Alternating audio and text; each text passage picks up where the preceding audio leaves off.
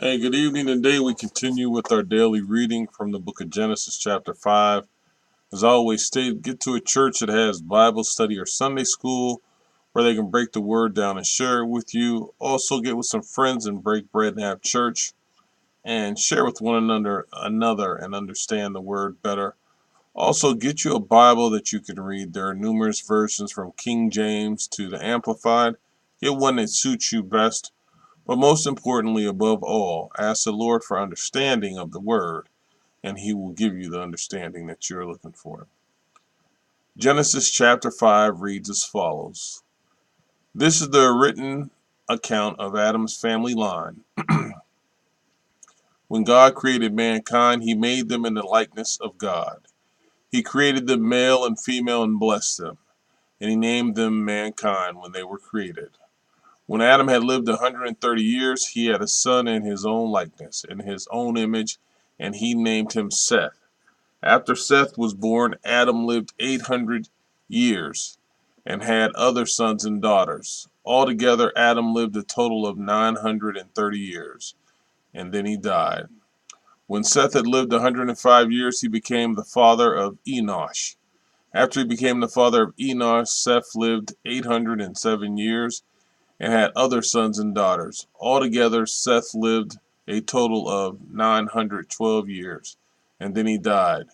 When Enosh had lived 90 years, he became the father of Kenan. After he became the father of Kenan, Enosh lived 815 years and had other sons and daughters. Altogether, Enosh lived a total of 905 years, and then he died. When Kenan had lived 70 years, he became the father of Mahalalel. After he became the father of Mahalalel, Kenan lived 840 years and had other sons and daughters. Altogether, Kenan lived a total of 910 years, and then he died. When Mahalalel had lived 65 years, he became the father of Jared. After he became the father of Jared, Mahalalel lived 830 years and had other sons and daughters. Altogether, Mahalalel lived a total of 895 years, and then he died. When Jared had lived 162 years, he became the father of Enoch. And after he became the father of Enoch, Jared lived 800 years and had other sons and daughters. Altogether, Jared lived a total of 962 years, and then he died.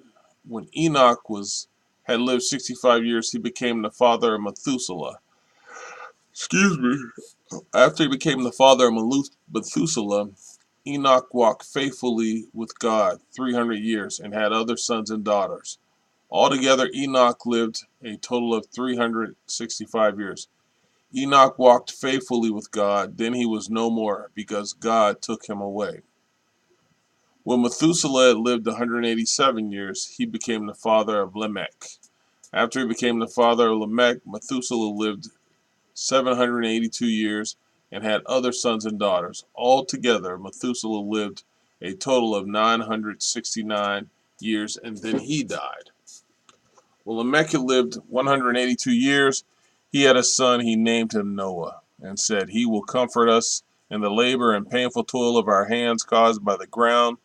The Lord is cursed." After Noah was born, Lamech lived 595 years and had other sons and daughters. Altogether, Lamech lived a total of 777 years, and then he died. After Noah was 500 years old, he became the father of Shem, Ham, and Japheth. Genesis chapter 6. When human beings began to increase in number on the earth and daughters were born to them, the sons of God saw that the daughters of humans were beautiful, and they married any of them they chose. Then the Lord said, "My spirit will not contend with humans forever, for they are mortal. Their days will be 120 years." The Nephilim were on the earth in those days, and also afterward. When the sons of God went to the daughters of humans and had children by them, they were the heroes of old, men of renown. The Lord saw how great the wickedness of the human race had become on the earth, and that every inclination of the thoughts of the human heart was only evil all the time. The Lord regretted that he had made human beings on earth, and his heart was deeply troubled. So the Lord said, I will wipe from the face of the earth the human race I have created, and with them the animals, the birds, and the creatures that move along the ground. For I regret that I have made them. But Noah found favor in the eyes of the Lord. Excuse me. This is the account of Noah and his family. Noah was a righteous man, blameless among the people of his time, and he walked faithfully with God.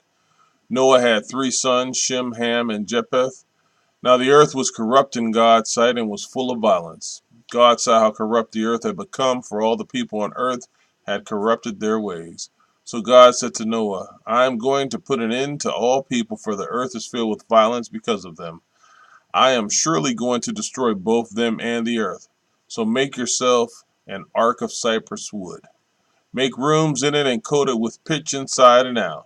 This is how you are to build it. The ark is to be 300 cubits long, 50 cubits wide, and 30 cubits high.